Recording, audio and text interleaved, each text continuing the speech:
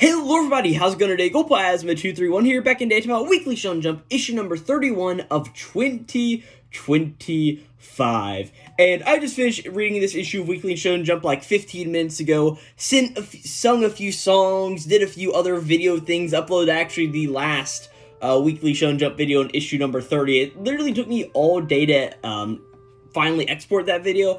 I don't know what was going on. I had to mess with a few settings on my video exporter and do all of that stuff, my video editor, but at the end of the day, we got it all figured out. I read issue number 31, and I cannot wait to talk about this absolutely just, awesome issue of Jump. I know that my reactions are normally better after I, just finished reading all of the chapters in the magazine, instead of, oh yeah, I read, Ichi to Witch, 2 weeks ago, and I'm finally talking about it, but I don't know if that's just, my reaction to that, but I thought this was a very awesome issue of Jump. We got a lot of, very random chapters, but also, I think every issue had a really good showing this week. Granted, some were not as high up there as others. Of course, that's the whole way this series works. Of course, I'm going to be going through and rambling about all of the 15 series that I read in Jump this week.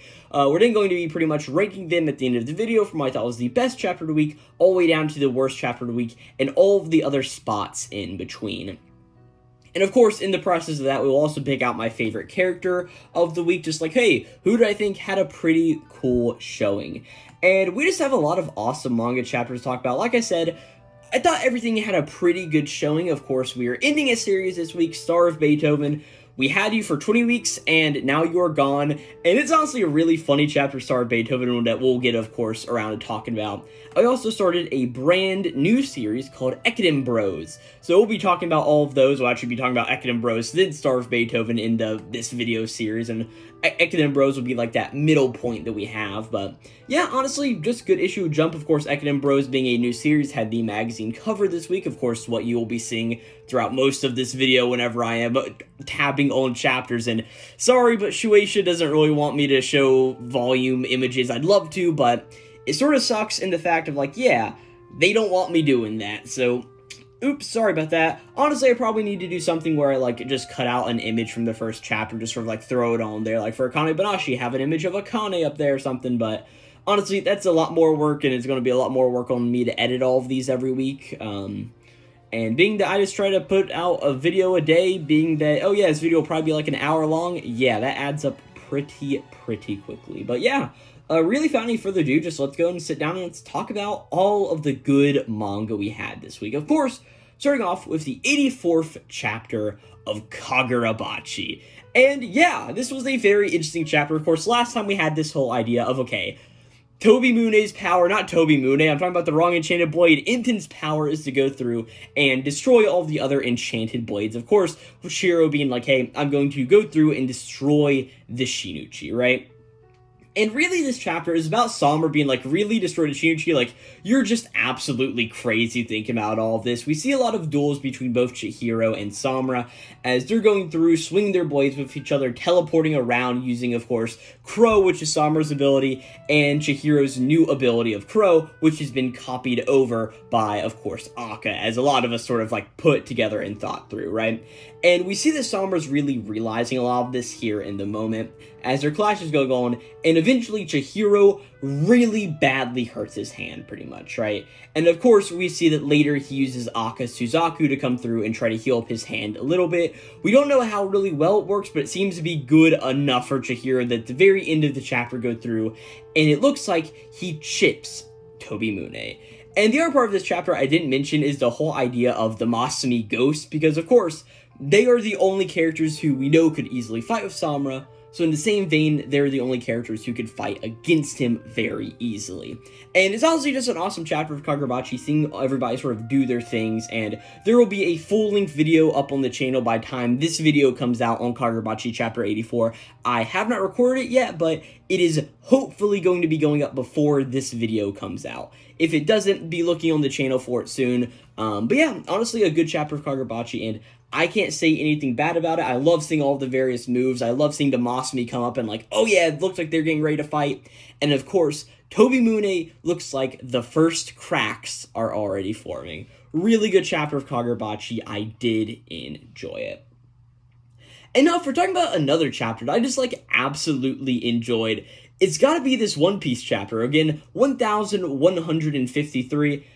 It's still crazy that's a number of a One Piece chapter, right? But pretty much this chapter is all about King Harold of Elbaf, pretty much, right? As of course, last time we learned he was sort of like a little bit of a spoiled brat, pretty much, right? We learned that he sort of grew up with Dorian Brog, which makes a lot of perfect sense.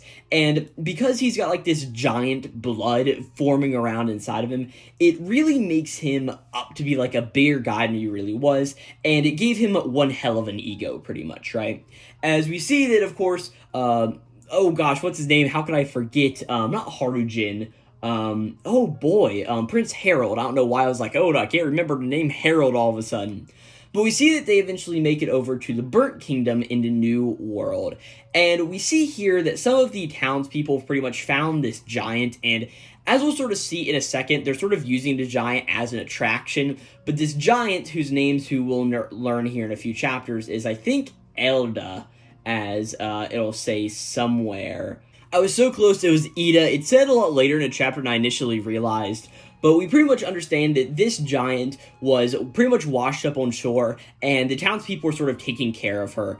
And of course, being that she doesn't really know what Harold's role is, she sort of like pushes him around and ends up just showing him how good humans actually are, right?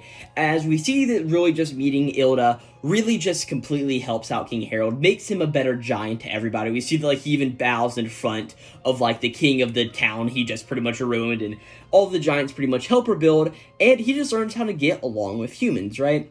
Of course, this was a flashback happening 109 years ago, and we now cut ahead 4 years to whenever Harold is back at Elbaf, right? And he pretty much just, like, tells all the people, like, hey, guys, we're going to work with humans. We're going to form diplomatic bonds and pretty much go through here and make not only our lives, but the lives of the rest of the world better because of who we are, pretty much, right? And it's honestly just a really awesome thing seeing how Harold acts here. I mean, of course, in 9 pages, he somehow gets redeemed to be this really awesome and amazing guy, and it's just absolutely amazing. I love it, right? But of course, we see here later on, we see that Harold and Ida end up having a child together whose name is Harujin, right? But of course, as much as the two of them want to marry, they can't do it, of course, because Harold has the blood of pretty much the, like, pure giants. And of course, they need their pure giant to pretty much keep that bloodline going, right? And we see that his pretty much soon-to-be wife, his betrothed, is another one of course, is a giant, whose name is Estrid. They come from a brewer's village, pretty much, right? And we see that Estrid is pretty much only in this for the money, like, hey, I only want to use fine silver whenever we're eating and all this other various stuff. And we even see that, like, she has a horse that has, like, 8 legs on it. Like, it's a little bit of a weird thing, right?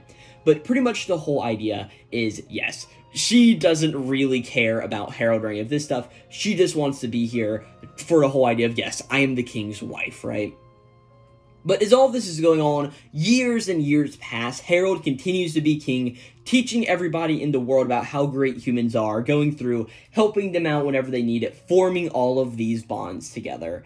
And we then see that 63 years ago, while King Harold was away from home, Queen Estrid went ahead and had her child. And of course, this is Loki. And we see that, of course, Loki has these very weird, like, almost slitted cat eyes, almost. And, of course, 2 small horns coming out of his head. And Estrid does not like the look of this child and pretty much just says, like, it's terrifying. Like, it's horror, that's no son of mine. Like, we need to get rid of this child while they are right now. Like, look at this baby. It's it's a monster, pretty much, right? As we just get some narration saying, like, hey, the Prince of Elbaf grasped for the empty air, but no hand reached out to envelop its own. As we just see that Estrid goes through, takes baby Loki, and throws him down to the underworld, out of the sun world, just like, hey, you're gonna go live with all those people down there. I don't expect you to survive. Of course, we know that Loki survives, right? As the whole idea is like, hey, the most unfortunate of all things for living creatures is one whose very existence is denied by its mother in the moment of birth. As it's honestly a really shocking panel, as like Estrid's like, hey, I'm moving out of here, like, I don't want to be a part of this anymore, right? And the whole idea is one of these retainers like, hey, I'm sorry, Queen Estrid, but like, down in the underworld. as we see baby Loki is climbing up the world tree Yggdrasil trying to get back to its mother and of course its kingdom, right? As narration also just says like, hey, Queen Estrid fell ill, and while Harold was busy banging his head against the problem of national relations, all of the misfortunes that would fall upon Elbaf would now be known as Loki's curse. And that's where we end this chapter of One Piece. This was absolutely amazing, seeing the birth of Loki and how all of this is really coming together. And I honestly expect next chapter to presumably be the final of, like, the bigger flashback chapters. Or I shouldn't say bigger, the final one of these the pre-establishing chapters for the whole flashback until King Harold dies, and we get the whole idea of, like, this is not Harold's backstory anymore, but now Loki's. And I expect that to start next chapter. One Piece was incredibly good this week, right? Ichi to Witch was also absolutely amazing. This is chapter number 40. And we get an awesome little color page at the beginning of this chapter, as we see, of course, Gokuraku and Richiya, of course, the brother and sister, the prince and the princess, and maybe queen, as we'll be finding out in this chapter, of the kingdom of Kagami. The two of them are, like, wearing flower crowns and doing all of that stuff, right? Well, we pretty much get some narration explaining, like, hey, well, the kingdom of Kagami was not doing very well before the Bakugami acquisition. After it, all of the citizens started, like, shaking to their cores, and pretty much everybody, the kingdom is becoming better for all of this, right? And, like, hey, some people, some witches from Mantle Witches Association came through to pretty much help out all the people of Kagami. It's like some healing spells and, like, mental therapy and that sort of thing. And we also see many of the citizens who, like, had all of their sadness come back to them while they were really sad in the moment, have really realized all of the life that they missed out on for the past 10 years, and are really coming back into their own. As we see, like, this one woman just says, like, hey, I was sad for a little while, but precious memories of my husband came back to me. One of these other metalsmithers just says, like, hey, I picked up my tools again for the first time in years. Like, I used to love working on them. I polished them nearly every single day. And we just see, like, hey, the reconstruction efforts began right away, and 2 days after the incident, a grand and solemn funeral was held for the late queen. And we see that Reach is here, of course, with her father, who is the current king of the land, pretty much, right? And we see the king just like, hey, we're all, like, deeply grateful to you all for offering up your prayers in this great time of anxiety. And for 10 years, I did not do my duty as your king. It was Bakugami who provided the pillar of support for you all, which did not rest upon me. I was unable to guide you to your happiness that you and prosperity that you deserve, and that failure proves that I am unfit for the throne. Thus, this ceremony will not only be a funeral, but it will also be a coronation. I hereby officially revert our country's name back to Kagami as it once was, and I also hereby cede my throne to my daughter, Richiya Kagami. Of course, the new queen of the kingdom of Kagami. I feel like I said Kagami like 7 times there, but hey, it's pretty neat. But we see Richiya then just says, like, hey, our country gained much this last decade, but we also had much stolen from us. We went from the depths of the earth to the heights of the sky, and some may think that we've returned to the depths in this 10 years. But once we had our hearts and our precious emotions taken from us, because we had no means to resist the insidious assault of the creatures known as magics. But we still have all the skills and knowledge our forebears bequeathed to us, and we have our hearts back. We'll guide our country into the future with our own thoughts and actions. We may have been knocked down low, but we'll stand up again, and today we will take the first step. And hey, everybody in the town is so happy about all of this. And also, Gokuraku, who should be up front and center, is staying in the far background. As we see that Ichi sort of comes up and walks up to him, just like, oh, hey, Gokuraku, like, you were in your room, like, the doctors are all looking for you, right? And he's like, hey, lie down, you need to rest. As, of course, we know that Gokuraku is missing an arm. He's got a bunch of bandages around his body, of course, like, yeah, he's part cyborg, and all of his cyborg parts were pouring out of him, pretty much, right? And, of course, we get a good look at Ichi, who's got, like, a headband around, because he's got, like, a bunch of scars on his forehead. One of his arms is in a sling up around his chest, pretty much, right? And I love the two of them being like, hey, look who's talking, pretty much, right? But we see that Ichi and Gokuraku start to pretty much talk here in a moment, and we learned, like, yeah, Gokuraku doesn't want to go to the ceremony, being that he is pretty much still, like, exiled, all things considered, right? And we even see that he bows down and thanks Ichi for saving the country, right? And to this, Ichi just says, like, hey, well, if you want to thank me, then, like, come with us then, Gokuraku. He's like, hey, it was really heartening to, like, have you hunt together with me, and I've never done that before, and it's the first time I felt comfortable trusting my back to someone so completely. Like, I want to hunt magics as you again, that's why I want you to come with us, Gokuraku, right? And of course, Gokuraku wants to, but he can't, because his sister's now standing at the forefront of the capital, and pretty much she's to take the throne and be leader for a whole country. And Gokuraku's like, I can't, like, turn my back now, leave all of my people and my sister here. Like, how could I possibly do that, right? And he's like, hey, thank you, Ichi, for, like, asking me, but I just don't think I can do it, right? I can't leave my country. And to this, Ichi's just like, oh, okay, well, if that's your decision, I won't argue him. But, like, hey, but if you need help, can I come and help you? And Gokuraku pretty much says, like, hey, I'll help you too, of course, right? And eventually, Ichi just says, like, all right, I'm gonna go back to my room. Descross will notice if I'm pretty much gone too much longer, right? As we see, Ichi starts to stroll away, and as he's walking back to his room, we see that Descross ends up finding him being like, hey, injured idiots wandering like morons get smacked pretty much, right? And just talks to him a little bit, and eventually Ichi just says, like, hey, I asked Gokuraku to come with us. He says that he doesn't want to, right? And we honestly see, I love this moment where Descross, like, isn't mad or anything. She's like, hey, it's totally fine. Like, it's not an issue for you to, like, put your mutt into or anything. Like, we'll talk to Jiki Sharon about the wording and pretty much the wording of the whole prophecy later and get some more ideas out of it. But for now, our mission is complete. Like, good luck, Ichi, right? As now we see that Gokuraku is back in his room, and we pretty much see that he's holding both his arms up to the sky. Of course, one of his arms that isn't there anymore, being that it was just robot parts that don't exist anymore, right? As we see that Gokuraku's like, damn it, like, I just hurt all over. Like, I guess I better do something about my busted arm first. Like, man, rebuilding it from scratch is going to take months or whatever. He's like, but then again, it probably wouldn't take as long if I, like, hit up the Witches Association for, like, magic items or something, but no, like, I can't go there and then not go with Ichi and all of those other people. Like, I can't go anywhere after I just said I'm not going anywhere, right? As he just thinks about the whole thing that Ichi just said, like, wasn't really pressing him to come with him, right? And Gokuraku just thinks, like, wow, like, it's the first time we really talked to each other, and Ichi-chan wasn't looking me right in the eye. Like, he must have been sad I didn't want to go with him. Like, he really wants us to be friends. He's like, hell, I'd go if I could, but as he says this, there is a knock on the window, and Gokuraku's like, oh, what is that? As we see, it's none other than his sister, who sort of walks in. She's like, oh, look at that, somebody's being careless. You really ought to lock your windows at night.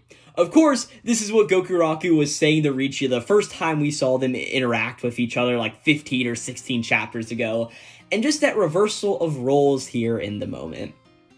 And of course, I just love the smirk that Richi has to her here in the moment. It's honestly just really funny. She's got a really cute expression here, and Gokuraku's like just a shambling mess. I can't wait till we get the moment next chapter where Richi is just like, hey Gokuraku, I know you want to go be with them. I can handle all of this on my own. Like, I'm your sister. You trust me, don't you? And she shoves him away. It's, of course, what is going to happen. Gokuraku is joining the team. There's no way he is not at this point. And I just can't wait. This has been an amazing arc. And presumably next chapter will be the final beat of it as we move on to the next part of this story. I love this chapter. I thought it was absolutely amazing. And yeah, Gokuraku for the win at the end of the day. What can I really say? Well, next up is Kill Blue, chapter number 107. It's honestly weird, we're already at 107, like, oh my gosh, right? And this chapter is the wrap-up of all of the tournament, of the Airsoft tournament between the Home Ec Club and the Student Council, right? Of course, Ogami ended up beating Subaru and all of that various stuff happened. Whoa, look at that. And to celebrate, of course, the Home Ec Club is going to the bathhouse to hang out with each other, right? So this chapter is honestly part seeing all of the girls and like, oh my gosh, look at that, they're naked in the bath. And then seeing the guys talking out all of the serious stuff on their side of the bath. It's typical shonen manga how they do this sort of thing, right? But of course, the bigger idea comes in when all these student council members also enter in the room at a certain point.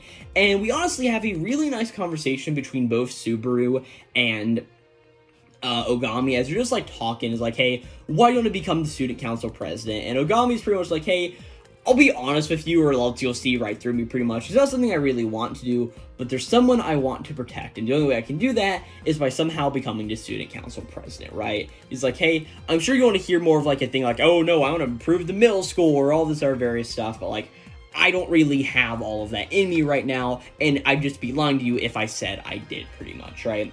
As Subaru just says like, hey, like, that doesn't really disappoint me, like, the whole reason I became this was to all for her, pretty much, like, Nadeshiko Nido, I want to become a man worthy of her, pretty much, right? As we get the whole idea that he really likes Nadeshiko, right? He's in love with her.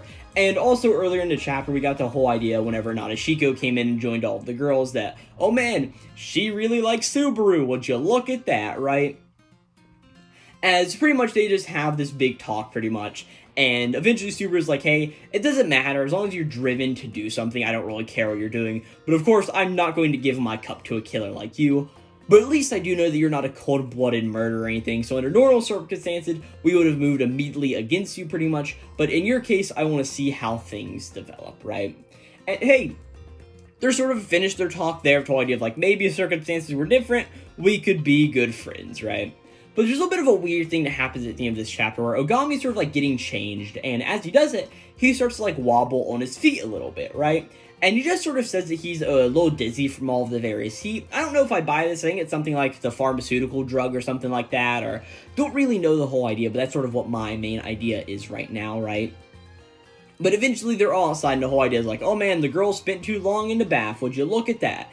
And now they're all friends, whoa! And that's where we end this chapter of Kill Blue. It was a nice wrap up to this arc, but also not the best chapter of Kill Blue that we've gotten by really any means, right? Not to say though, I did really enjoy it, right? Well, next up is Odor of the Flame chapter number 8.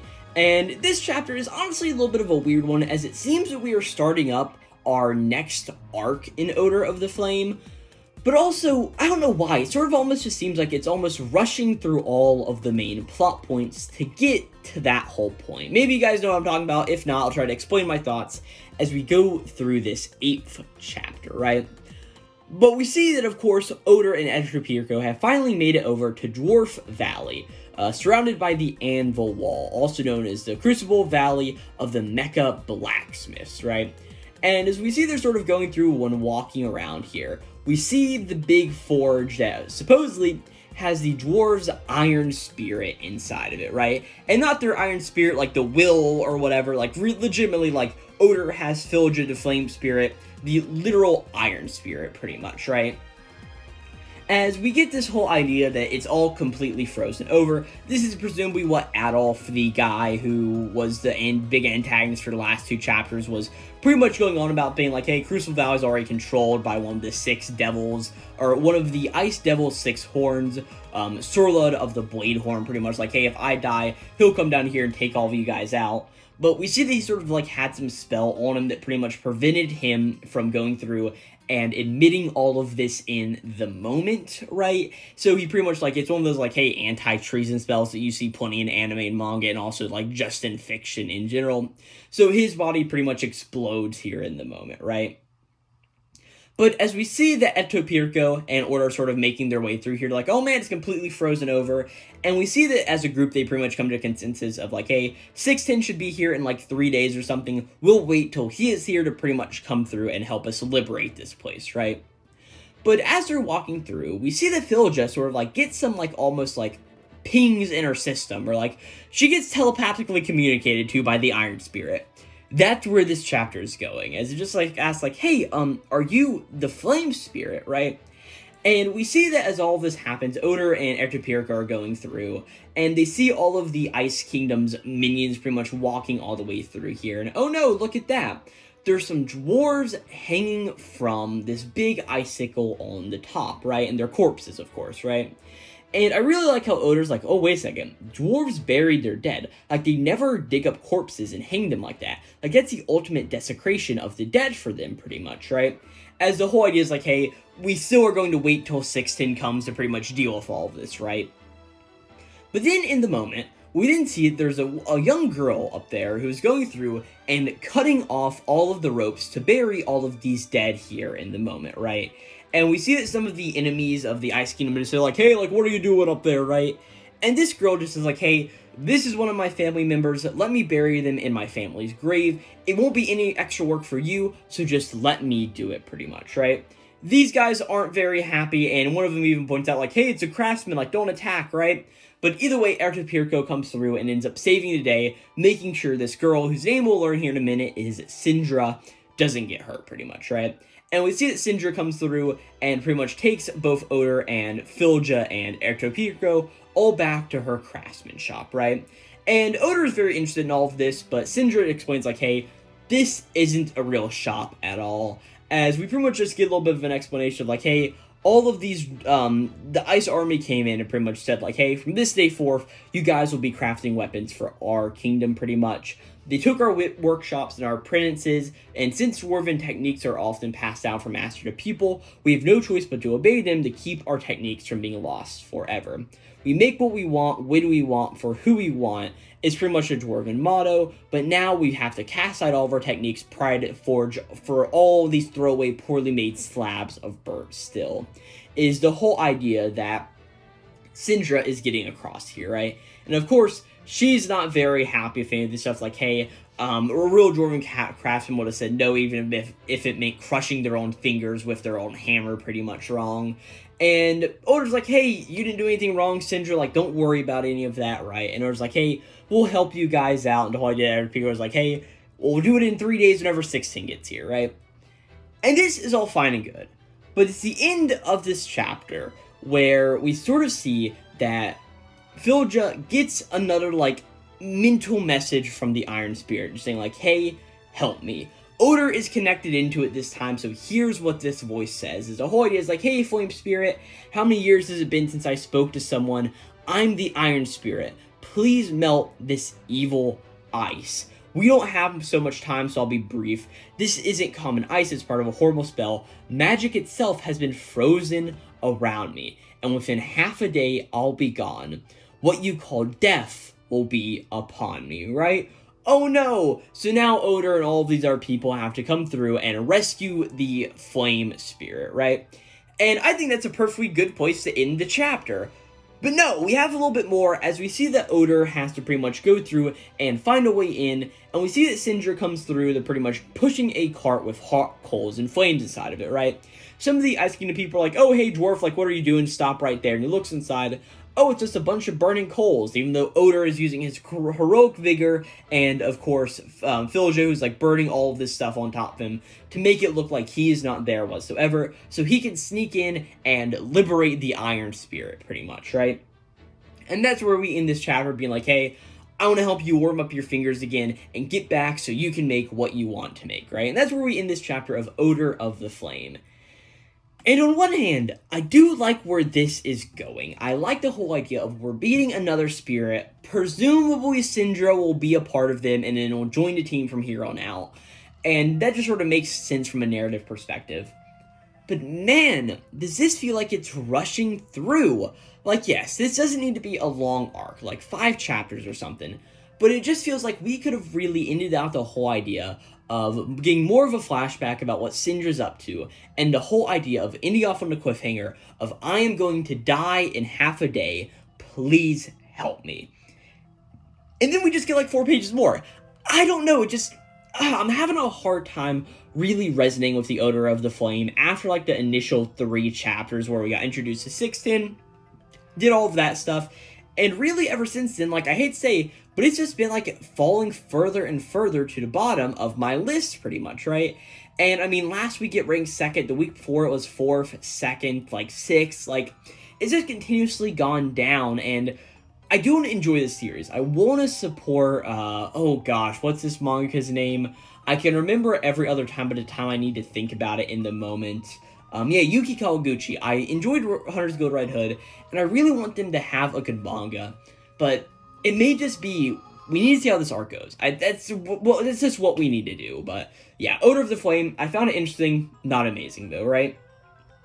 We're going to speed through this next one, I think. It's Harukaze Mound, chapter number 3, and pretty much we see in this chapter that Nagiharu comes through and proves his worth to Wakamori by the end of the chapter, right? We get this whole idea that, Nagiharu's whole thing is that he learned how to properly throw a baseball by skipping stones on Ibuki's orders, and because of this, he can make a super big rising fastball, using pretty much his other skills of mental mirroring pretty much and all of these other ideas to become a massive weapon for the team. And Wakamori's whole thing is like, hey, I will pretty much say that you are good. At first, I wanted Alkoze pretty much, but Nogiharu, you seem to be that, like, you'll be whatever it is pretty much. Like, you'll be fine, but you throw some fine pitches pretty much is his whole end idea. And the very end of the chapter is Ibuki being like, hey, we're going to be doing even better things. Let's get this team started. And that's where we end this chapter of Harukaze Mound, chapter number 3. I did enjoy this chapter. I know I went through it a little quick, but there honestly just isn't too much interesting I want to say about it. I do enjoy it, though. I think the art's pretty good, and as a person who doesn't really know about baseball, all of this pseudoscience stuff that it's throwing in here, at least I believe it's pseudoscience. I'm also not going to particularly sit down here and do the research to figure out if it's, like, accurate enough. Like, oh man, sticking stones will make a southpaw irregular pitcher even better, right? I don't really know about any of that, and I don't really care to find it out. And normally I do the whole thing where, like, hey, it's been 3 chapters, do I want to keep Harukaze Mound in my sort of read-through stuff? Do I want to keep reading it? And yes, I do. I'm interested in this series, and I honestly want to see where it goes from here. So, Harukaze Mound, you're pretty much replacing Embers in my book for me. That's sort of how it goes, right? I did enjoy Harukaze Mound chapter number 3, though. What was my abbreviation? Harukaze Mound. There we go. Now that I've got to keep it in here, I got to remember what my abbreviation is, right? But of course, with Harukaze Mound out of the way, we now go to the series that started the week after it did. Of course, Kaidegami chapter number 2. Of course, color page we get here. Chapter number 2, it gets a color page. Honestly, it's a bit of a nice one.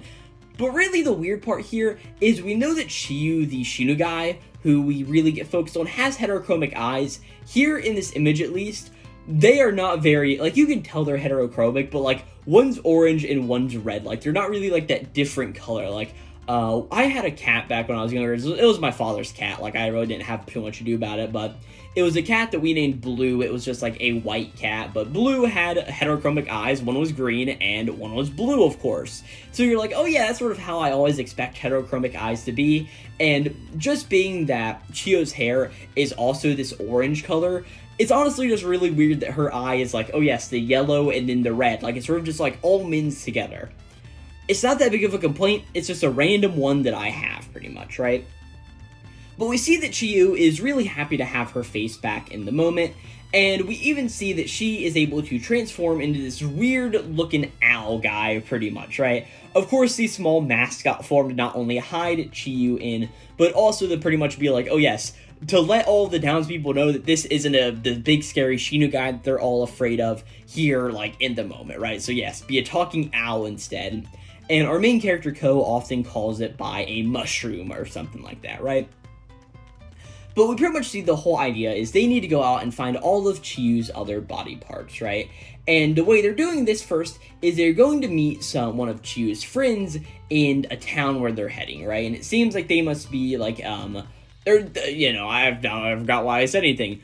Chiyu just mentioned that they have an acquaintance in a town that they are heading to, right?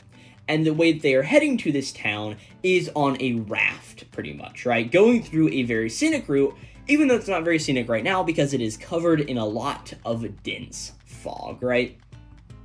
And we get here in a moment that Ko really doesn't know how to interact with a lot of older people. Honestly, reminds me of a lot of the recent shonen protagonists we've had, like Kiyoshi and, I'm pretty sure his name was Yodaka, the main character from Shinobi Undercover. I've honestly seen that Shinobi Undercover has been really, really good. A lot of people have been like, guys, you need to read this in Jump. And on one hand, I'm like, everybody also says that about Sakamoto Days, and I read it for a little while, and I really wasn't digging it. But do I hop back into it now, or do I just, like, let it build up, and, like, maybe in, like, 3 years, I hop back on it whenever it's been, like, so established and so good? Honestly, I don't really know if you guys want to see me talk about Shinobi Undercover, or Shinobi Gotos, I think the Japanese is, whatever it is. Let me guys know, but this is the Katagami section of this video, right? But Ko is not very interested in, like, talking with adults and all of this, right? And the whole idea is like, oh, the guy's like, oh, it's a cute little companion you got there, like, there's some kind of parrot thing or something like that, but Either way, this was supposed to be a scenic route, but not so much these days. We used to be a time when people came from all over, far and wide, just to see this river. But now, this damn fog rolls on it more often than not, pretty much, right? And the whole idea is that Ko's like, oh damn, like it may seem like we can't go this way, Chiyu. But Chiyu just says like, hey, triple the fee if you have to, we want to go this way. As we see that Ko is pretty loaded, all things considered, he's enough money to pay for all this various stuff, right? But the whole idea is Ko just being like, hey, why do we have to go this way? Like, why does the scenery matter to you so much, Chiyo, right? As Chiyo just explains like, hey, it's honestly just because it's been 500 years, not 500, 5,000 years since I've had my eyes to see anything, right? And of course, this resonates with Kyo a little bit, right? But as all this goes on, oh no! Suddenly a massive sea serpent Shinugai ends up coming out of the river and is like, oh no, this is bad, this is crazy. And they call it the Great Shinguai Serpent, pretty much. And like, hey, it came here to feed on tourists and never left, right? And it's also the source of all of this fog. As we see, the fog is just coming out of its nostrils. Honestly, I do like the design on the snake. I hate snakes. I think they are the worst creature on this planet. Like, I am not scared of many things, but you put a snake in front of me and I'm going to jump up into the air, scream, and absolutely run. I do not like snakes. But this snake, yeah, I still don't like it, but it does look pretty cool, right? But pretty much we see that Chiyo asks Ko to take it down. The snake ends up grabbing the bird form Chiyo in its mouth and like taking it in. And we see that Ko's like, hey, like, how do I even do any of this stuff, right? Like, how do I take on your power? And of course, we saw last chapter, he got this tattoo on his right wrist, and it's with that tattoo that he's able to go through and summon both arcane weapons and the mystical strength to wield them, pretty much, right? So we see that Ko eventually activates this power, honestly, so nonchalantly, and is able to go through and just slices the neck off of the Shinguai here in the moment, right? And whenever this happens, all of the fog just clears up, and we see this wondrous view, the blue skies shining down. It's honestly just a really nice panel, and we see that Ko then goes over. He's sort of forced to interact with all the townspeople, but they just sort of really thank him for pretty much opening up their main industry once again. It was like, hey, what a fine young man you are, right? And all of this happens, and before they leave out again, we see that Chiyu pretty much transforms into her more womanly form again, and just thanks Ko once more, says like, hey, you did really well at pretty much besting that Shinguai out there. So like, hey, thank you for all of that. And Ko has this big idea of like, hey, I got to see all sorts of things, a bunch of smiling faces and scenery I've never seen before. You're right, I'm just a novice who still has a lot to learn, but I'm really glad we came here today. It showed me that there's so much more that I can accomplish for you, Chiyo. And the whole idea was like, hey, let's go to that town and find our next clue now.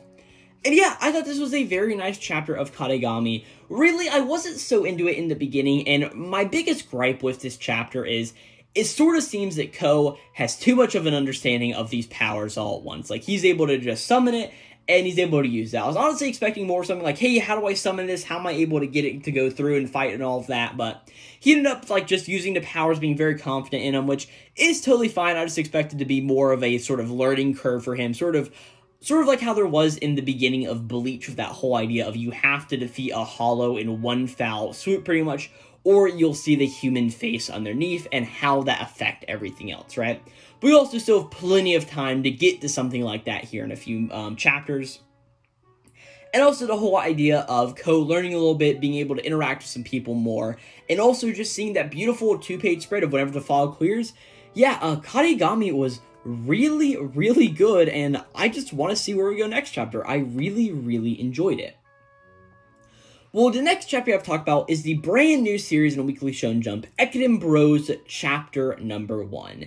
And this is a manga about long distance running, and specifically, there's apparently this thing in Japan called the Ekiden, which is this sort of like big long form race. And pretty much the whole idea of this chapter, I don't really want to go through it beat by beat because I just don't really feel like I have time for that, and also I don't particularly want to, right?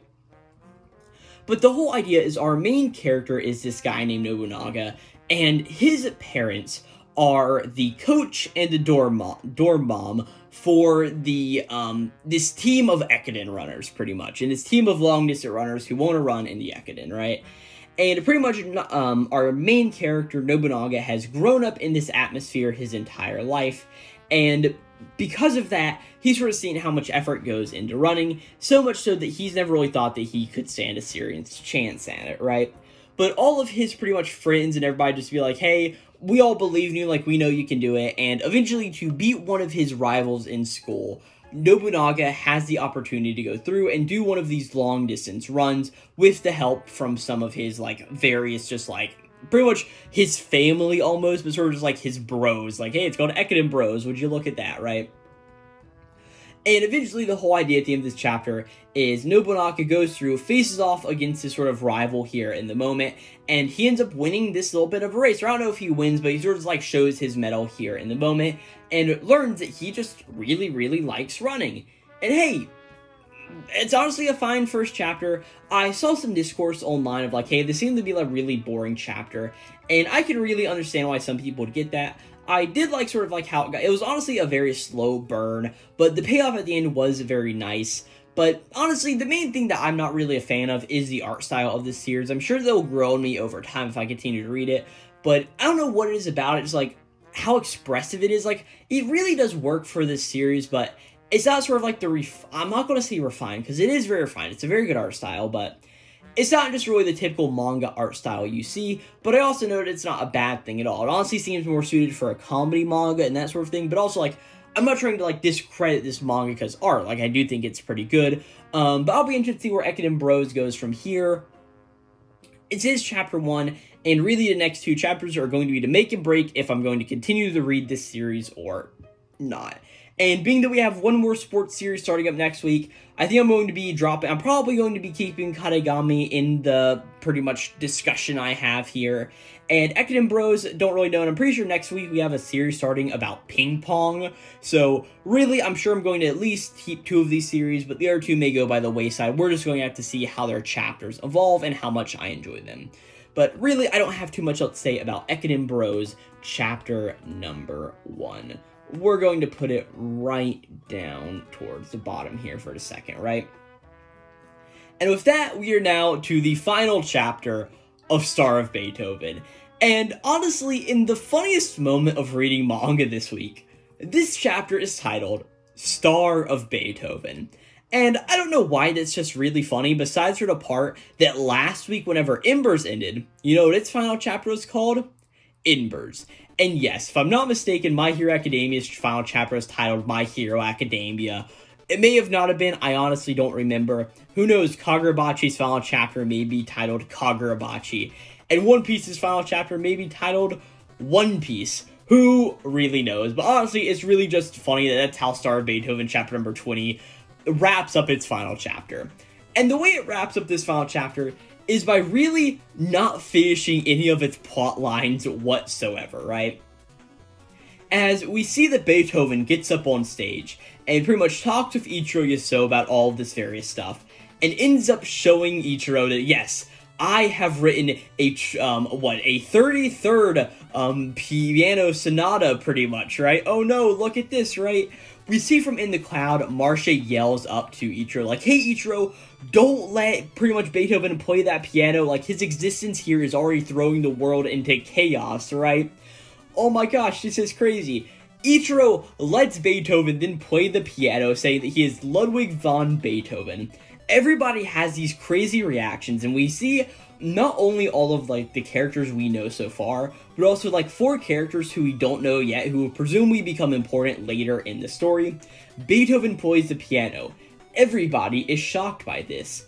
We get reintroduced to this guy whose name is Mr. F, who just says, like, oh yes, so that's where you are, Master Beethoven. Oh my gosh, would you believe that?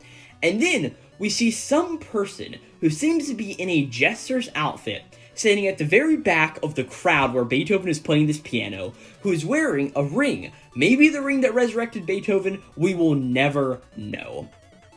But Beethoven's just being like, look at that, I played the piano. Everybody's freaking out here in the moment, as Beethoven's like, hey, climb up here with me, Ichiro Yaso. When you aim for the highest star, the threads of immortality are spun. As we get this whole idea where Beethoven is beckoning Ichiro towards him over across the piano, as our final 2 pages of this chapter, just in the final 2 pages of this series, just read Star of Beethoven. And that's where we end this chapter. And honestly, I find it really funny that the end of this chapter, Shonen Jump normally has the whole thing of like, hey, to be continued, and in the old days, like, hey, next chapter hits on blank date.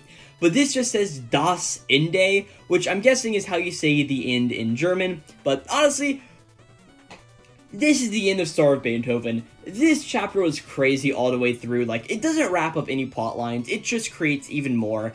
And if I'm not mistaken, this isn't getting any extra chapters in the final volume like Embers. If I'm not mistaken, it's literally just like, hey, the first volume is 7 chapters, and the final volume is going to be 13 chapters. It's going to be a bit of an oversized book, but they weren't printing any more of this stuff, I guess. It still sucks a little bit, but sort of is what it is. But yeah, no more resolution of Star of Beethoven. That's what we got. Was this series an amazing series all the way through? No. The beginning of it, I wasn't really into it, and here the past few moments where it really got back into all of the piano stuff, I wasn't the biggest fan of it. My favorite part of Star of Beethoven was really that middle part of the series where we were really focusing on Amano, and Ichiro was sort of having to come with terms about who he was to Beethoven pretty much, and going through all of that. I really enjoyed that moment and the whole idea of Amano just like going through and her whole idea of like, hey, building with all of those blocks of light to become the person that you want to be, and pretty much struggle with all of the hard work and just do what you want to do pretty much. I really did end up liking that moment, and I liked just how it affected Ichiro and did all of that other stuff. And I liked playing whenever Ichiro played his sonata last time, of course, Moonlight, and going through all of that various stuff. And I really wish that we were able to get more of this. Find out who this woman in the jester costume is. Find out more about who Mr. F is, who all of these other pianists, presumably, who we see on the 11th page of this chapter were. Get more of these characters. But at the end of the day, sort of is what it is there. It got canceled like Embers. Sucks. I would have liked to see these 2 series continue, but it sort of is what it is there. Nothing else we can really do about it. So yeah, Star of Beethoven chapter number 20, the end of a series for sure, and I guess it's technically the beginning of other series like Ekiden Bros and the Ping Pong manga next week.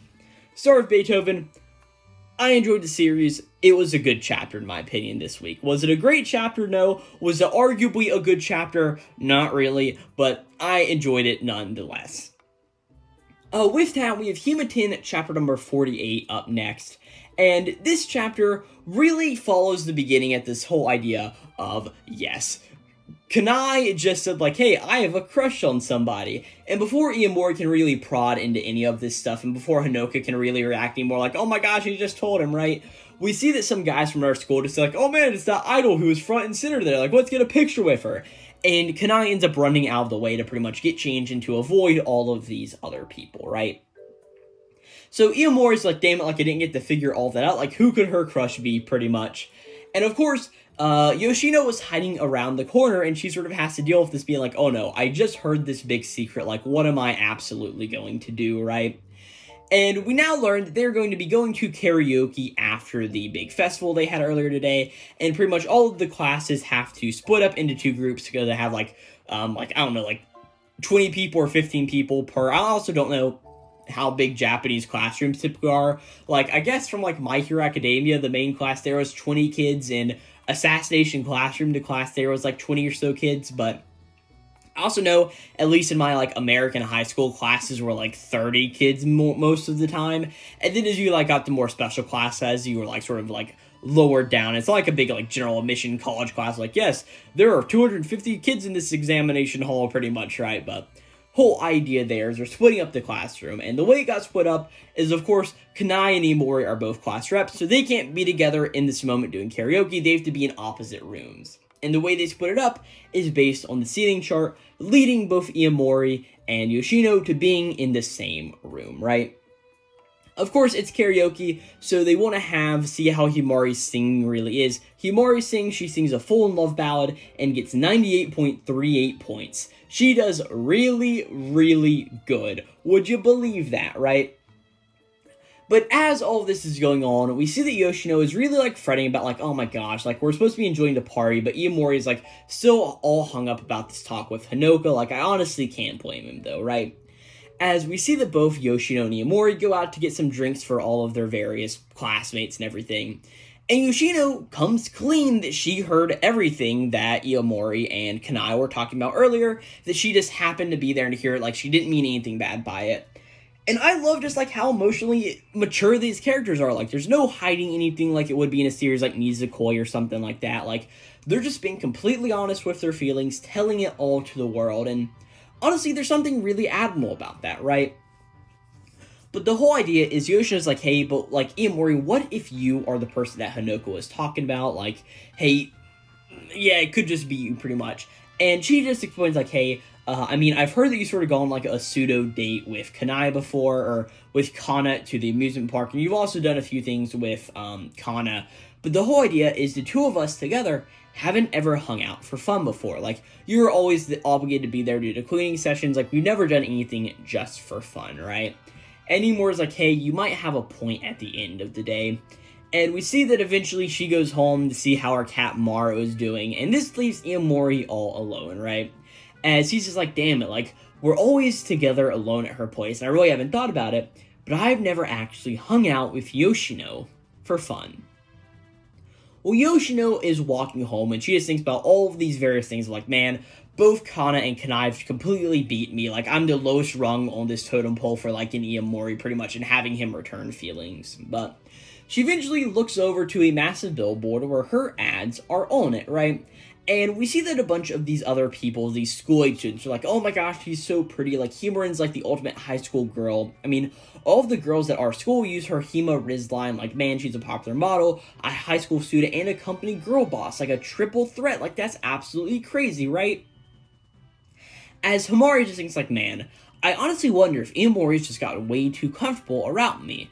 Like, who does he think he's been sitting next to this entire time? Like, I'm the Himari Yoshino. As it's presumably the next day she's coming to school all dressed up here in a proper manner. It seems like she's going to be trying to be a lot more confident with how she feels. And yeah, this was honestly a really good chapter of Hima 10. I like how it's sort of like, we have the stuff with Kanai at the beginning, it gets dropped pretty quickly, and of course, this chapter is titled Hima 10. It's not called Hodo 10 or Aizawa 10 or whatever. It is called Hima 10. This is Himari and Iamori's story coming together, and we're getting ready to see Himari kick it into high gear. This was a really good chapter of Hima 10, and I did enjoy it. Like, yeah, just a solid chapter all things around. Can't wait for next one. Alright everybody, and we are now back. I know it doesn't come across in the edit of the video, but I just took like a 15-minute break after talking about that last chapter of Hima 10, which means that we are now moving on to Oma Exodus Kyoshi, but I did not realize that I spent literally like 50 minutes talking about the first, 10 series this week, so I think I'm going to try to speed through these guys a little bit faster just for the fact of like, I need to go to bed pretty soon. It is currently like 11:30 when I'm recording this video, and I normally try to be in bed by like 11, but I had a good opportunity to record this video, so it's like I may as well sit down and do it. But with that, it's now time to go and talk about Ultimate Exodus Kyoshi chapter number 50. I honestly can't believe we're at chapter number 50, but honestly, I am pretty happy that we have made it this far.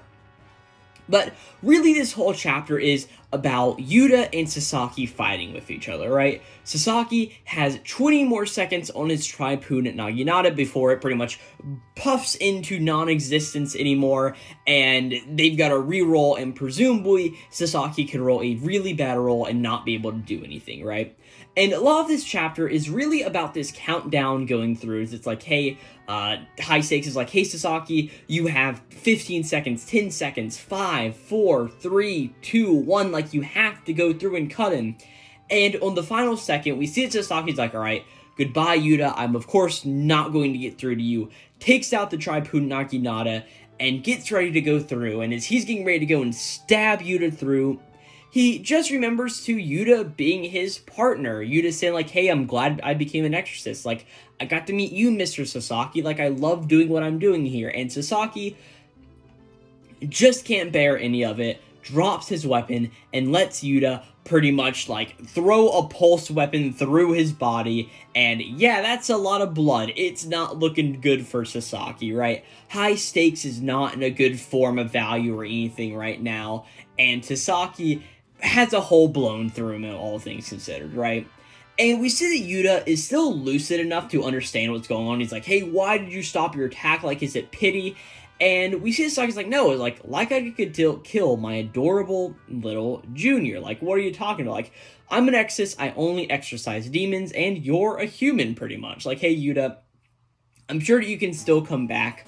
We're gonna go home together, right? And we see that he even pulls out a cigarette, lights it up, right? And Yuta's like, no, like, why won't you just give up on that stupid dream of yours, right?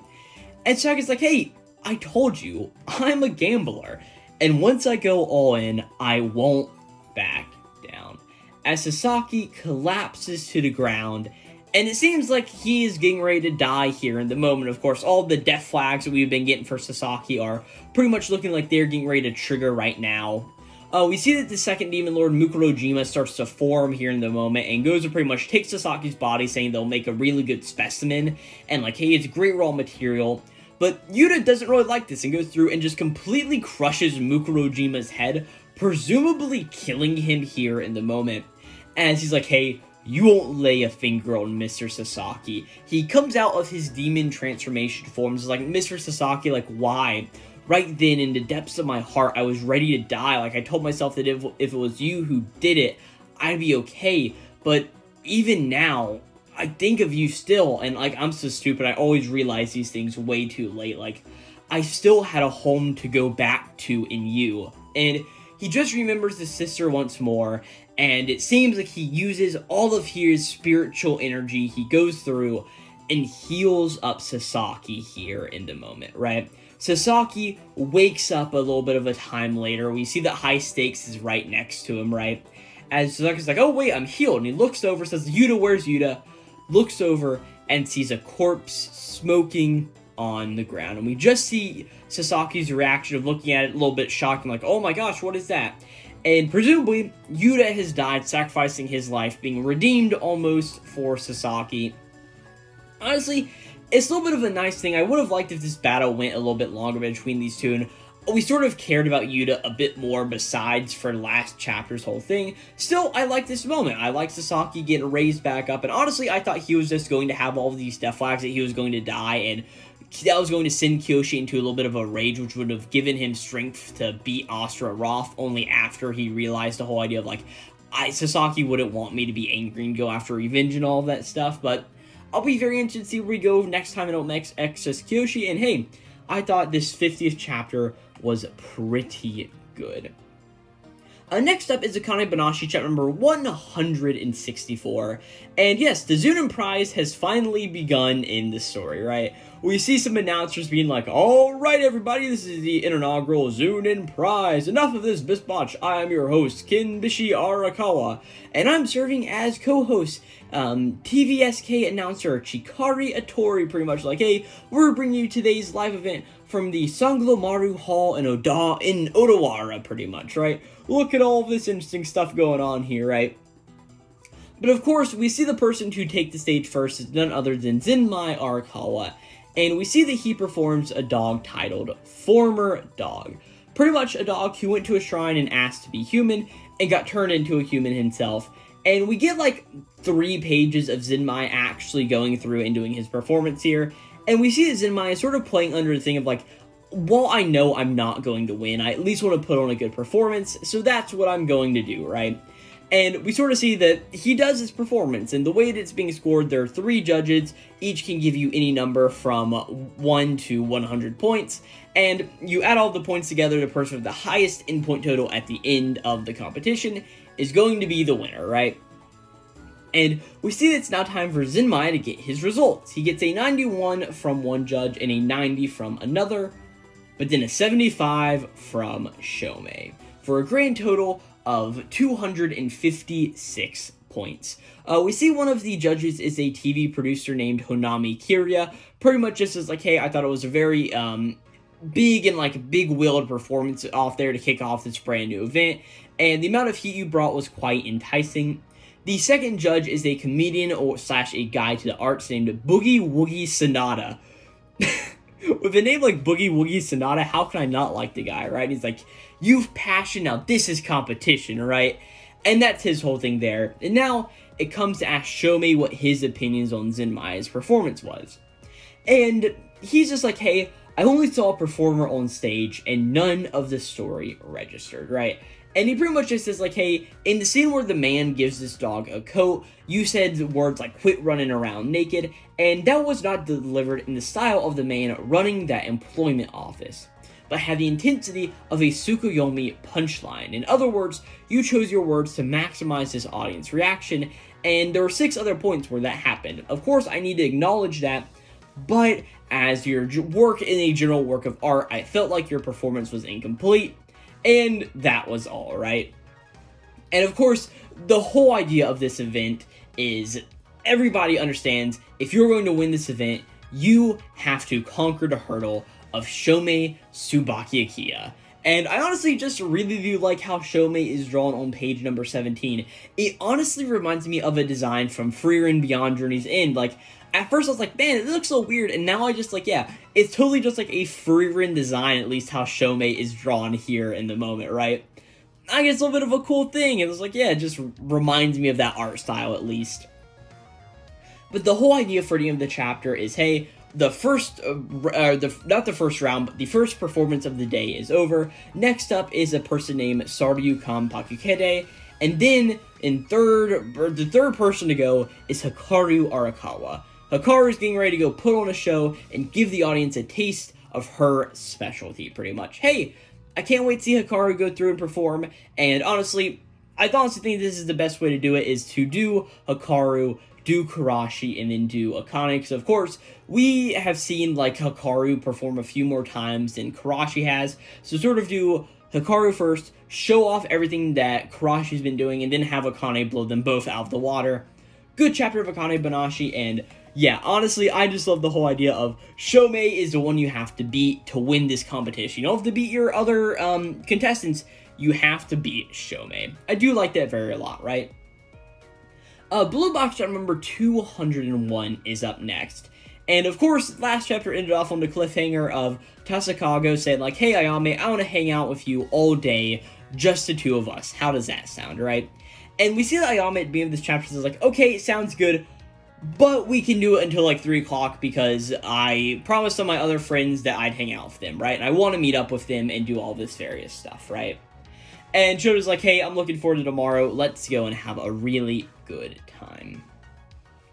And really, this entire chapter is just from Ayame's perspective, as she's going around with Tasasago, and as we sort of see here, he is a very controlling person at the end of the day. Not really like a manipulative person, but he's just a nice guy who wants everything to go his way, and honestly, I don't know the best way to explain this in short words besides like going beat throughout the chapter, but like, for instance, we see that they're going around here, and oh no, we see that Shota's a little bit of a history nerd, going and talking about all this various stuff, right?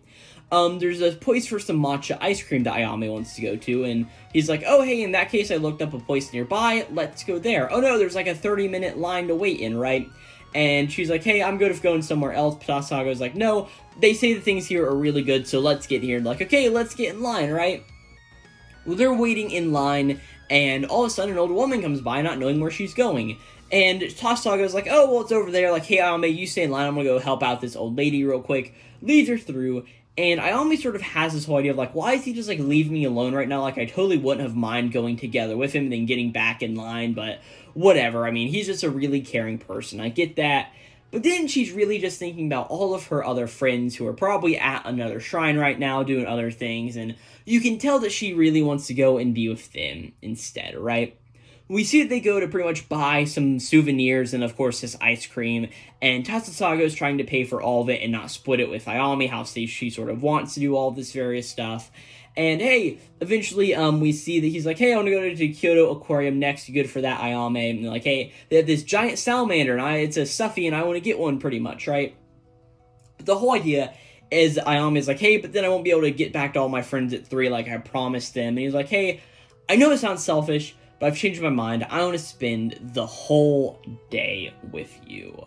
And of course, Ayame doesn't want to do this, but at this moment, a group of travelers sort of comes through and breaks up these two in the moment, splitting them on each side of this big wall of people, pretty much. And Ayame sort of has to think about all of this and all of her friends and how she may not really care for Shota as much as she thought she did, right? And of course, here in the moment, she's looking around for Shota and ends up spotting Kyo in the crowd of people. And she's like, oh, what are you doing here? And he's like, what do you think? This is a school field trip. Like, we're all here together, right? And that's where we end this chapter of Blue Box. And man, I am really intrigued by this. I feel like we've never had a chapter about Ayame like this before, and I didn't really mention it here in my brief overview of the chapter, but there's a lot at the beginning of this chapter about how Ayame feels and how she sort of has always thought about, like, just taking something whenever she's not interested in it, throwing it away, and she thought she wanted more with Shota. It's honestly a little bit of a weird thing. Of course, we knew the whole entire time Kyo and Ayame are going to get into a relationship with each other. It's what both of them sort of want deep down. Of course, we know that Kyo wants that, and we know that Ayame sort of been in that direction, and that having this relationship with Tasasago has sort of gone in a bit of a different direction, but sort of is what it is there. I thought this was a good chapter of Blue Box, and yeah, just not really too much else to say about it. I'm interested to see where this whole stuff between Kyo and Ayame goes next time, and how it also resolves with Tasasago. So yeah, good chapter of Blue Box. The Elusive Samurai chapter number 209 is up next, and of course, this, we get a color page at the beginning of this chapter. It is, oh gosh, Tokuyuki and Yoritsugo pretty much standing in front of one of the Suwa Grand Shrine Torii gates. It's honestly just a very nice image, right? And this chapter's titled Legend 1351.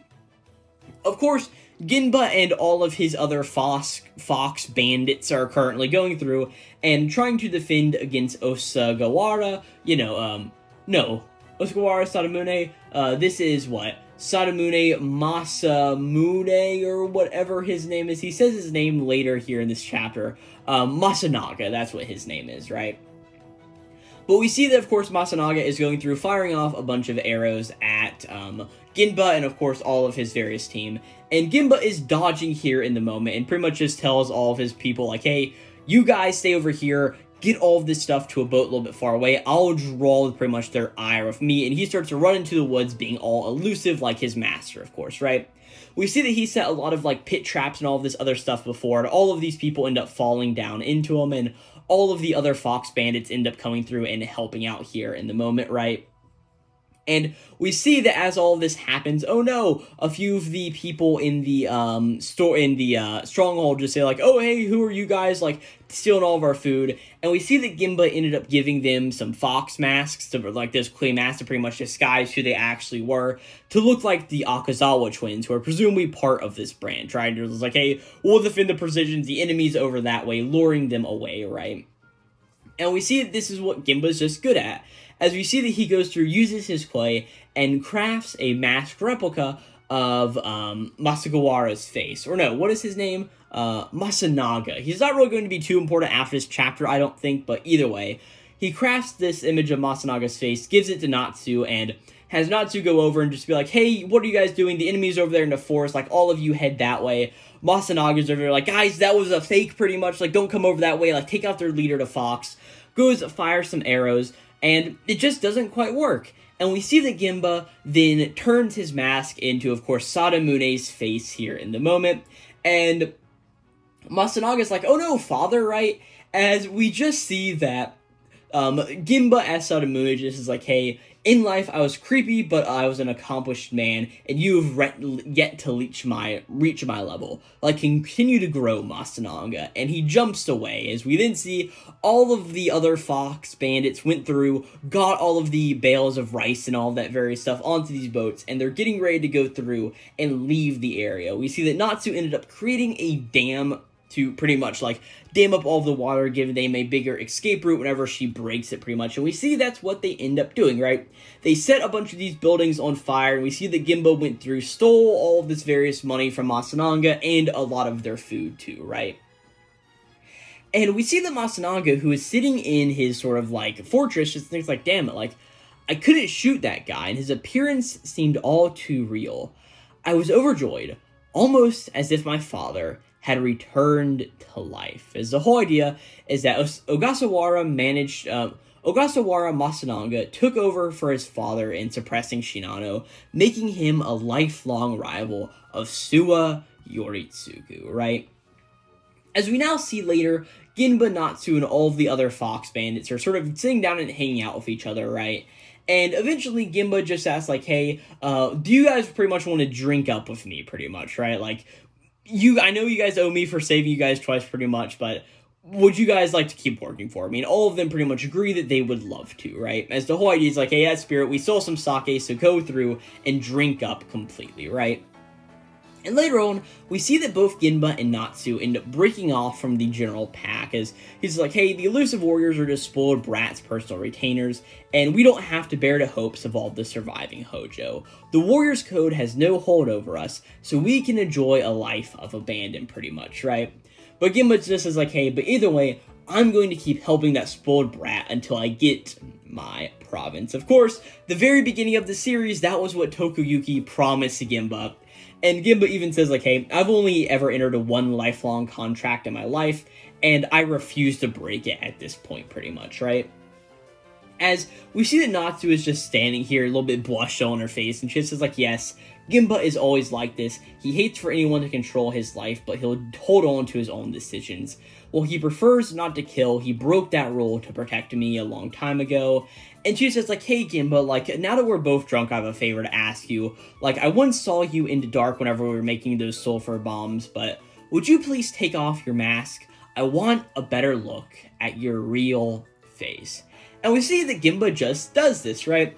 And he shows off his face, and honestly, it's a little bit ugly. He's, like, got these really puffy, ugly-looking cheeks, right? It's like, well, if I must, here I am, right? And Natsu has a really funny reaction looking at this, like, hey, does you look like it's not expected? I guess what's on the inside is what really counts for you. She's like, yeah, it's actually pretty fine, right? But Genba just is like, okay, Natsu, go get some sleep now. Tomorrow will be plenty busy. Like, I'll need your help with all of the spoiled brats affairs and all that other stuff, and training for the Fox Spirit Bandits, right? And Natsu goes to leave over at this point, and Genba, of course, goes back to his face and rips off this other mask here in the moment. As we get, again, a better look at Genba's face. Really, do you guys remember Yusei Matsui's one of his other works, The Assassination Classroom? Yes, he is just karma. We should have all put this together, like, I should have put together at least a long time ago. Yes, he is just karma in every single way, right? As we see that Genba's like, hey, I love fooling both friends and foes alike, right? As the final page of this chapter is just a bunch of history, and probably my favorite part of this chapter is it just reads, legend tells of an army of fox spirits in Kyogahara, Shidro City, Nagano Prefecture, near Suwa. Their leader was Genba no Jo, and its members included Onatsu. They disguised themselves in the processional of feudal lords and even steam trains. They left behind strange tales in all of the ages that they lived. And according to some theories, Genba no Jo actually existed and supported the Hojo clan and Munayoshi Shino, thereby serving as the basis for the legend of Genba. Every year, Shiori City holds the Genba Festival, but for some reason, there's never a talk of a collaboration with the elusive samurai. As of course, we get a whole bunch of these big ideas of, this series is about history, right? Genba was this person named Genba no Jo, pretty much, and there's a member named Onatsu, that's where Natsu comes from, and all of these other fox warriors that worked with them, pretty much. They disguise themselves as Genba's done this entire series, and in some theories, they worked with the Hojo clan, and that's, of course, what we see here. And I just love this whole idea of this is the legend of Genba that Matsui has created in looking at what history had to offer, right? And the final touch of this chapter, the whole idea of like, hey, every year Shiori City holds a Genba festival, but of course Genba's been portrayed in this series as a poop-loving guy who just goes around doing whatever he wants to do. it makes sense why there's no collaboration, but it'd be really, really funny if there was. I love this chapter of Elusive Samurai. I love Genba, and presumably this is going to be his last really big moment in the series, as there's recently an announcement that Masumi has planned out every single chapter until the end of the Elusive Samurai. And presumably we're going to be in a few more chapters, wrapping up Ayako's story, wrapping up Shizuku's story, wrapping up Kojiro's story, and all of this other various stuff, seeing how it goes on until eventually we get the big battle of Takeuji and wrapping up the series in general. Honestly, I can't say how many chapters it's going to take, right? I want the series to go on for a little bit longer. This really reminded me of how much I love the early parts of the series. I mean, the Elusive Samurai was really the first series in Shonen Jump that I started reading weekly. There was a series that came before it titled Our Blood Oath that was a very quick cancellation that I read a few chapters of, and I pretty much read it weekly, but really, I wasn't in, like, the trenches reading it, as I have been, like, ever since I started pretty much reading Shonen Jump. It was in the batch where we got the Elusive Samurai. I'm pretty sure we got I Tell C, 9 Dragons Ball Parade, and I think we got one other series in that batch, and I don't really remember what it was. But the Elusive Samurai was the first one of those, and it was the first series that I've really been reading since the beginning in Shonen Jump that's still going on, right? So, the Elusive Samurai, I just really love this chapter, and not really too much more I can say about it. I thought it was absolutely amazing, right? And with that, we have one more chapter. This is Witch Watch chapter number 207, and this is a whole comedy chapter a little bit about this whole idea of, okay, Nico is getting ready to turn back into adult here soon. It's the very end of this chapter sort of alludes that, yes, her mother Ibuki is coming through and like, oh man, once we turn you back into adult, I want you to be coming back to the area of where the witches are pretty much for a whole month. But the whole idea of the rest of this chapter is, or at least the beginning parts, is that Morito gets asked out by a lot of girls, pretty much, right? And Nico is very afraid that if she doesn't make an action soon, that once she leaves for this place, pretty much, then Morito is going to be getting a girlfriend, and she tries to use some spells that pretty much enhance some makeup on her face, and pretty much they enlarge over time, making her just look like she's got all this, like, makeup caked on her face, pretty much, and oh no, she ends up doing some stuff with Morito using the whole idea of the suspension bridge effect, and honestly, it was a fine chapter of Witch Watch. Definitely not one of my favorites that we've ever had, but it was a fine chapter and very intriguing to be like, oh man, it seems like we're almost back to the regular whole idea of, yes, Nico's about to be in a regular body, and that means the disaster is soon about to come on. Good chapter of Witch Watch, but also just, like, not one of my favorites we've ever gotten either. And yeah, with that, that's all 15 of the series this week. I've been recording for an hour and 30 minutes, even though, like, I think 15 of those need to be cut out, if not a little bit more, so either way, we've been recording for a good little while, which means that it's finally time to come through and rank all of these chapters from what I thought was the worst series of the week, all the way to the best series of the week, and all of the other spots in between. Well, as we start off, we're going to start off on the bottom this week, as I think we are going to throw Odor of the Flame on the very bottom. Was it a fine chapter? Yes, but as I mentioned in my whole discussion of it, I feel like it's just rushing this arc a little bit too much, and I want to see this series at its best, and currently I don't think that's where it is. Honestly, we're going to throw the new series, Ekiden Bros, right above it.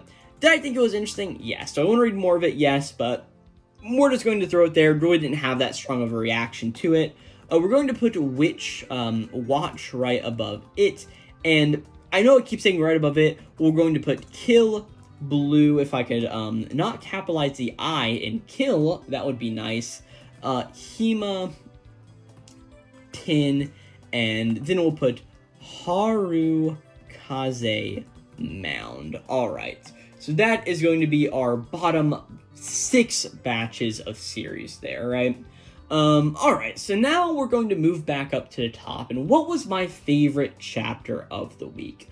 Elusive Samurai is really good, Akane Banashi is good, Kagurabachi, Kategami, One Piece, Ichi the Witch. We had a lot of really awesome chapters this week. Oh gosh, I really don't know. I think we're going to have to go back down to the bottom and work at it from there. We'll put, O-T, X-Row, if I could legitimately type, I don't know why, I can always type fine writing a paper for college, but whenever I start typing in my Shonen Jump spreadsheet, it starts to go absolutely terrible. We'll put Alexis Kiyoshi right up above Harukaze Mound, then throwing on a star of Beethoven for that good old final chapter, throwing it exactly halfway between all of these guys, and oh gosh, this is really hard. Okay, let's come over here now. Let's subdivide these into other brackets. One Piece was very good for obvious weekends. I think Ichi, the Witch, is going to be going in the lower bracket for sure, if One Piece in the top bracket. Gosh, Kagurabachi was really good. I loved all things like, hey, Tobimune is almost broken. I think what we're going to do is we're going to put Kagurabachi in the 4th position right in the middle, because I think that's a very good place to put it. So if I could spell, Kagurabachi, we'll put it right there. So top bracket, we're going to have One Piece. Bottom bracket, we're going to have Ichi the Witch. Blue Box, I think, is definitely going to be a bottom bracket series. Then we have One Piece, Elusive Samurai, Kanebanashi, and Kaidegami. We're going to put Kaidegami right under Kagurabachi, so if I can remember how to spell this, Kaedegami, Kaidegami. I think that's how you spell it. And then we'll put Ichi the Witch and Blue Box. Honestly, I'm not so sold on that, man. Oh gosh, okay. I really don't know. I think we're going to put One Piece first, because that was just a really good chapter. Right under it, we're going to put the Elusive Samurai, another just absolutely amazing chapter in my opinion. Okay, it leaves us with Akane Banashi, which hasn't been sorted in here yet. Honestly, we're going to bump up Kagurabachi, bump down Kaidegami 2 spots, throw Ichi the Witch and Blue Box right above it. I did like that chapter of Kaidegami. Throw it, oh gosh, I don't know. These were 7 really good series. Okay, One Piece, Elusive Samurai, Kagurabachi. I like that. Ichi the Witch had the good moment of Rito coming in and being really snarky towards Gokuraku and the talk between them. Blue Box, we had a lot of Ayami stuff. Blue Box is going above Ichi the Witch, I'm telling you right now. Kaidegami is going in the bottom position right above Star of Beethoven. And Akane Banashi is going right where Kaidegami just was. I know this probably makes no sense to an audio listener, but I'll be going through all of the rankings here in a second. So Akane Banashi, Blue Box, and Ichi the Witch, we're going to switch. So Ichi the Witch, and then right above it, Blue Box. Okay, I think I like that. So going from top to bottom, we have One Piece, the Elusive Samurai, Kagurabachi, Blue Box, Ichi the Witch, Akane Banashi, Kaidegami, Star of Beethoven, Ultimate Exodus, Kyoshi, Harukaze Mound, Himatin, Kill Blue, Witch Watch, Ekinen Bros, and Order of the Flame. I like that ranking. This was a really strong issue of Jump this week. Like, man, that was really hard to do. But as far as my character of the week, I don't feel like there's a person from One Piece. I think Gin, but honestly, he may get it 2 weeks in a row because I just liked how the whole chapter evolved around him. Kagurabachi, not particularly anybody. Yame, I really just like seeing into her character in Blue Box. Ichi the Witch, I feel like Gokuraku is going to have a much better week next week, but no reason not to give it to him this week. Shomei had a good showing, Kaidegami, Star of Beethoven. Yuta had a cool moment in Ultimate Exodus Kyoshi. Okay. I think this week I'm going to give it to 2 characters. I normally don't like to do this, but have I even done it this year so far? It doesn't look like I have, but if we go over to the 2024 sheet, I know it happened at least 1 week, if I can find it here. Yeah, like here, for issue number 24 of 2024, I had both Deku and Ogami. I picked both of them. Bakugo and Oliver, and issue number 27, of course, Oliver from Green Greens. I know everybody remembers that series. And actually, I did it a lot last year. I picked Hyuki and Shiguma from Kagurabachi and Akane Banashi in issue number 33. Yuji from Jujutsu Kaisen and Fuko from Undead Unluck in issue number 36, 37.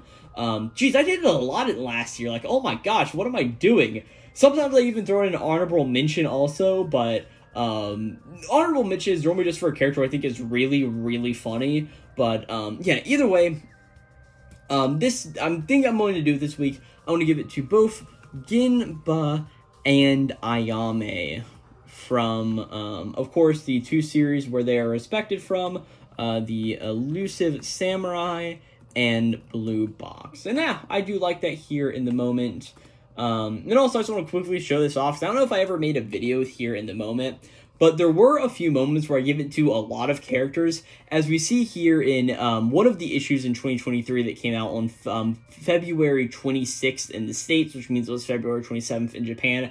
I gave it to both Tokugami, Chinatsu Damna, and Kaisei from My Hero Academia, Blue Box, Magical Magic and Muscles, and Akane Banashi. And later that year, I gave it to Chinatsu Noel, Pants, and Cobra/Emu from Blue Box, Black Clover, Witch Watch, and One Piece. One of my favorite Witch Watch chapters, by the way. But yeah, just like, I've done this a few times before. But yeah, we're going to give it to those two this week. And with all that out of the way, just thank you guys so very much for watching this video on Weekly Shonen Jump issue number 31 of 2025. I know this has been a long one, and I try not to make the videos this long this time of year, but it's sort of just what happens whenever we have 15 series in Shonen Jump. It seems like next week we're going to have 16 series with the brand new... No, we're losing Star of Beethoven, so it should just be 15 series of all of the new ones. We're going to see if we're going to keep Kadegami and the discussions and all of that. But yeah, just thank you guys so very much for watching. If you did enjoy this video series, I've talked about Weekly Shonen Jump plenty of other times on this YouTube channel. There'll be a playlist link down in the description box of this video, along on the end card of this video, so go check out those two spots if you're interested whatsoever. And also, if you want to hear this show on the go, and you're also listening on a podcasting platform, I have a YouTube channel. If you're listening on YouTube, I have this show on podcasting platforms, mainly Apple Podcasts and Spotify and whatever other services that those two send out to. But if you listen on a specific podcasting service and you're like, oh my gosh, I want to hear Let's Ramble about Weekly Shonen Jump, or let's talk about Weekly Shonen Jump on other places, let me know and I'll try to get it up there as quick as I can. But I can't do that if somebody doesn't let me know. But yeah, for all that, thank you guys very much for watching this video, and I'll catch you guys next time for issue number 32 of Weekly Shonen Jump of 2025. So yeah, I'll catch you guys then. Again, we just a really good week of manga. Like, One Piece was good, Elusive Samurai was good, and yeah, Genba and Ayame were my characters. I'm giving it to them, and as for one of the final times, Star of Beethoven, you were a random series. I enjoyed you, and I will catch you guys all next time. This will be Glowplasma 231. Signing out. My voice is tired. It's now past midnight. I need to go to bed, man. Like, Goodbye, guys.